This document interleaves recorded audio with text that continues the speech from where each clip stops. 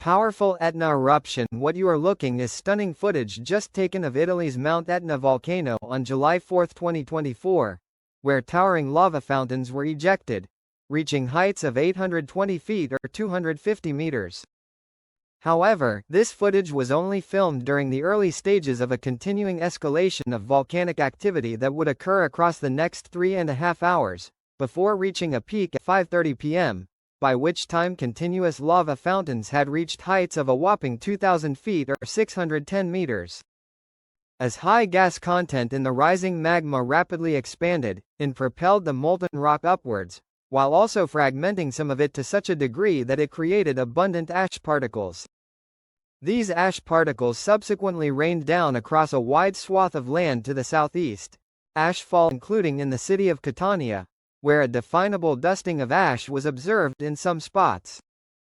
As the associated eruption plume continued rising into the atmosphere, it eventually reached a height of 15,000 feet or 4,572 meters, drifting towards the southeast over the Mediterranean Sea. Then, after 16 hours, Etna's intense eruptive activity subsided back to lower levels. Thankfully, no one was harmed by this eruption since it occurred far away from populated areas, although the eruption was intense enough to disrupt many flights to the island of Sicily, causing about 90 cancelled flights. What had just occurred, although spectacular, was not too unusual given the nature of Mount Etna. This 967-minute-long eruption sequence represented a so-called paroxysm, which is a relatively short yet violent burst of activity.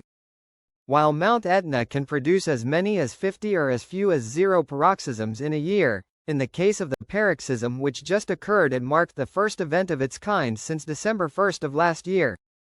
While some articles are reporting that this eruption was basaltic, or the same type of lava generally erupted at Hawaii's Kilauea volcano, this is actually incorrect.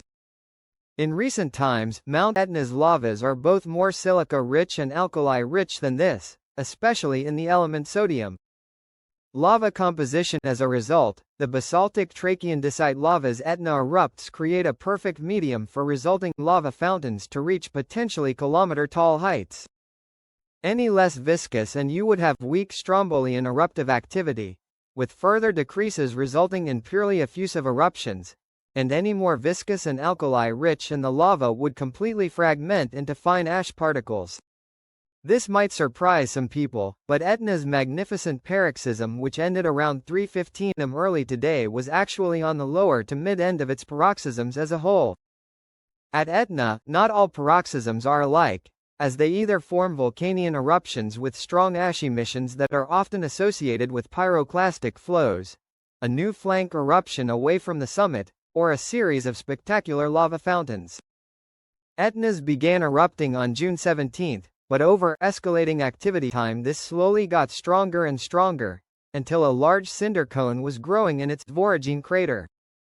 On July 3, this reached such a high level that a lavafall formed as flows of advancing molten rock cascaded down a steep slope into the interior of the adjacent Bocca Nuovo crater. Due to the pace of this escalation, it was not too surprising that a paroxysm did end up finally occurring.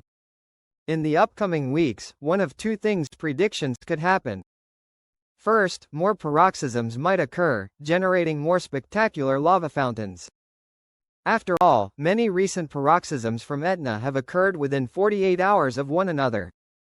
Or, there may be another temporary lull or weak eruptive activity, which could continue for a few weeks to months. If you would like to request a specific video topic, please leave a comment below. As a final note, I would like to thank my new patron Alan Horde for supporting this YouTube channel.